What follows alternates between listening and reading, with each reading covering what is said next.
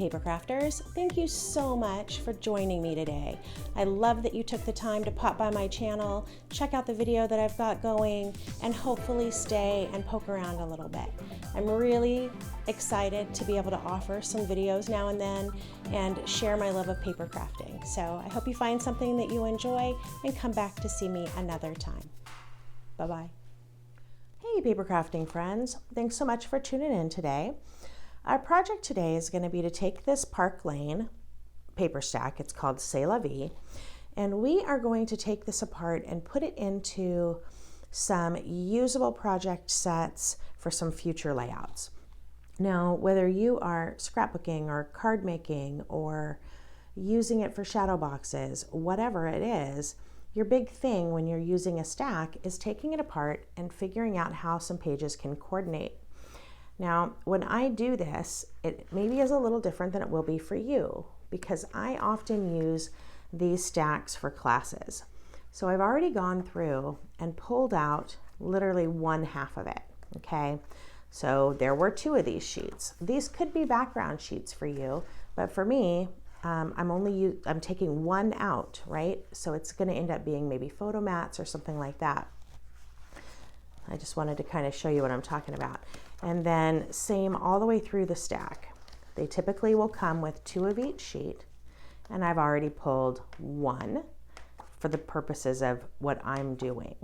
So just kind of take that with a grain of salt when we're working, and where I add in some solid background papers, you might be able to just pull yours from the collection in the back. So these pieces I've cut in half because in the stack there was just one. They're kind of a specialty paper. So there's this one that looks kind of rose gold, very shiny, okay. This is paper backed linen. So I've cut that in half. Again, there was just one. This is another paper backed linen. Okay, so it's just got a real interesting texture. And then there's three different types of vellum, and I went ahead and cut all of those in half. This one has that foil on it. Again, I would call this probably like a rose gold foil. And then these are the others. So let me set this aside. I'm going to pull out the representative pieces. And keeping in mind that everything's double-sided, let's get started creating. So the first thing I always do is look for dominant prints that I really think I would want to be the star of the show. So this one is definitely a dominant print, but I don't know that I would want to create a whole layout around it, possibly. So I'm going to set that one aside for now. This is definitely one that I would use that way. So this will be one of my stars. Okay. This is also really lovely and very different. Okay, so possibly that one. I have plenty if I want to do some kind of a black and white layout through this set, so that's a possibility. This one is also gorgeous, so I can tell there's going to be lots of decisions here. Okay, this one's kind of a muted version of this. I wouldn't use them together for sure. So I would either use this for like a complementary print, or I would use this other side that just has lots of words in French. For me, this is another dominant. I really love this particular paper. The back side of it's beautiful too, with the gold accents, but I know I'm gonna want to use this. So that extra might be something else. All right, so more of this rose gold. So then I start looking to see, is there something I could use this with? So maybe these two could go together. Okay, possibly. So I'm just gonna kind of set those off. I know that I have a lot of black in here, so it would be a good idea to figure out ways to use that. Okay, this one. That black and white, these colored dots. It's going to just kind of depend on what direction I decide to go. but these definitely would go together. I wouldn't do anything else loud. If I went with these two, that's going to be it for the loudness for me anyway. So let me set those two. You'll notice I'm just kind of leaving a little bit of space between them because I'm not done working with these. Okay. Here I've got some more pattern that's in the similar color palettes. Okay. I've also got this pretty peach, kind of like a light peach or off-white that's got the rose gold leaves on it. So I'm not sure about that one yet. The sentiment cards I typically will use for last and see where they fit. It's like already I can see like this one would go great with this pack, and this one would fall into that really colorful pack, and this would go in with that like here. So there's already some things popping up, but I don't like to cut that apart until I'm ready. This one's kind of unique in that the back sides of the cards are journaling blocks. I kind of love that. So if I choose not to use one, I could use the back side to journal on. So I'm liking that. And then I get to these solids already. So that tells me that I've got some kind of hard decisions to make right off the bat because I haven't pulled in any coordinating prints for these. So I'm going back right away to these things that I had set aside.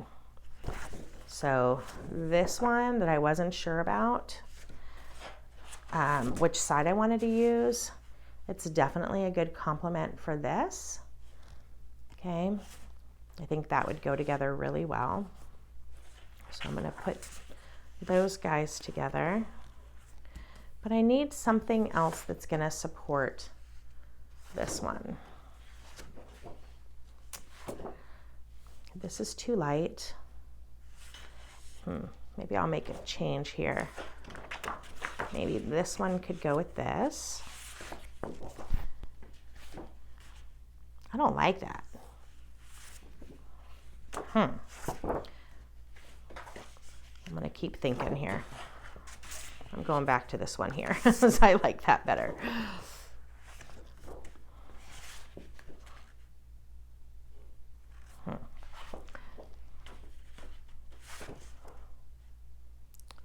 Yeah, so far not finding anything I love that's part of this stack that would go with this piece, but it's definitely a dominant one, so I'm going to need to think about that.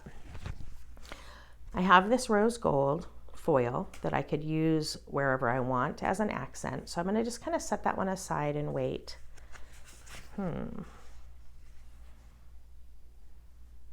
wonder about that with that. Maybe. See, and none of these really are what I would consider, you know, perfect for this either. So just trying to make sure I explore all my options here. Yeah, there's just not a lot that goes together with this, and that happens sometimes. So then you can either bring in some solids to complement it if it's got enough going on, or incorporate it into a different design. So my other option here would be to say, well, this is beautiful, but because there's not enough to support it in this stack, and I've already got a couple of strong florals happening, I could just forego and decide that I'm going to focus on a black and white layout here. And that would allow me to then bring in this stripe and bring in this vellum and just forego that really floral print. So I may end up doing something like that. The black and white layouts, if you can incorporate something else, end up being really elegant and beautiful. So maybe I just don't want to push so hard. So I think I'll do that. This has a really just gentle pink to this vellum. I think I'm going to go ahead and put that here. If I decide to incorporate it, it's going to pull out some of the pink from these blossoms.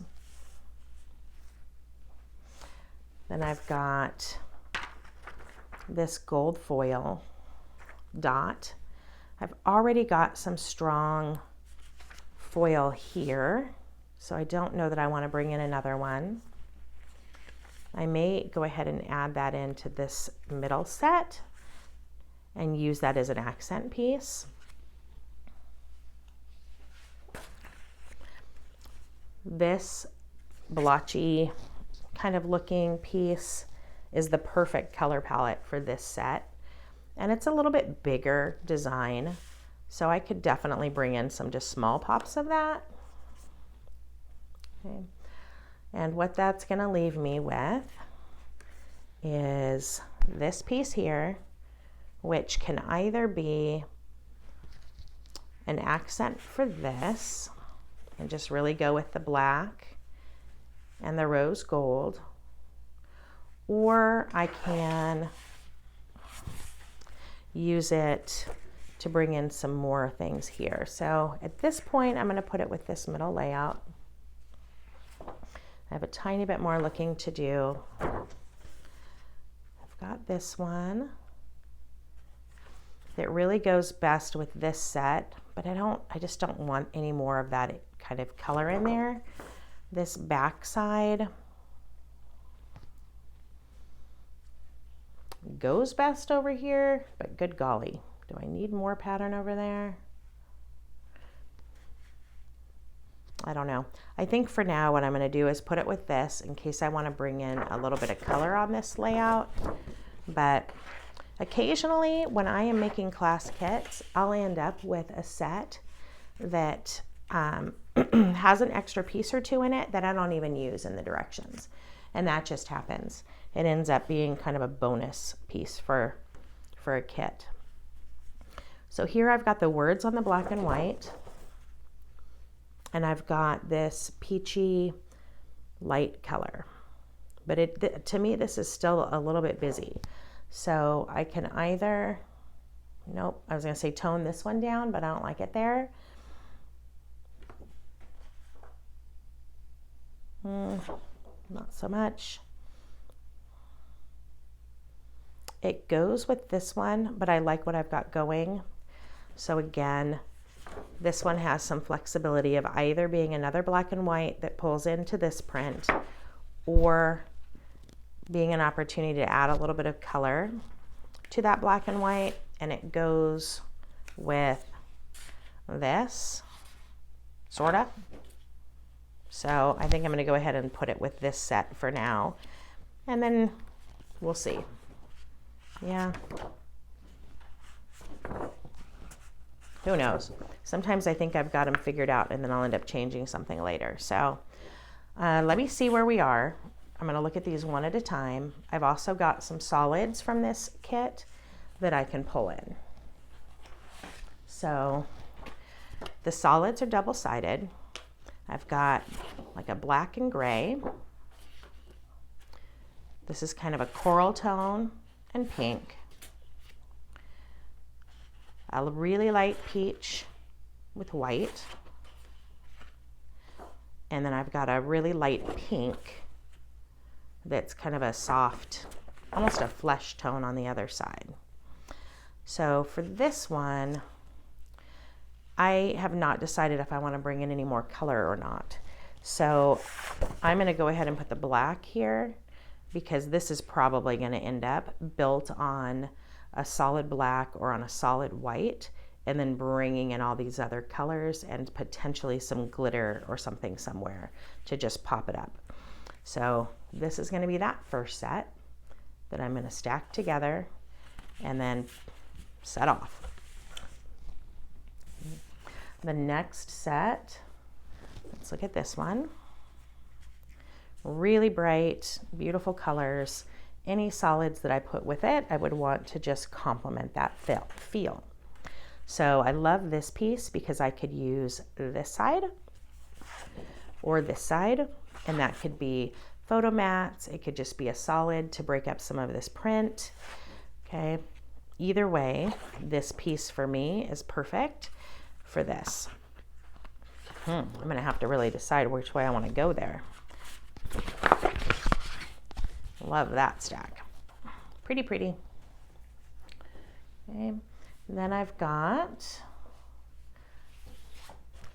this one that's going to end up being a really elegant layout, I think, because it's got the rose gold tones, but I don't have a lot of complementary colors going on here. I'm not sure if either of these are going to work. See, these are just so gentle and soft that I just don't see myself bringing either of these in. So this is going to be something where I'm going to go to another paper stack. This may need a solid black to come in. I'm not sure exactly what I'm going to add to this to complete this little paper pack, but but I will be adding something to this to round it out. And then this last one, I've got a pretty full palette. This is looking good already with the pink vellum. It's just a nice little accent.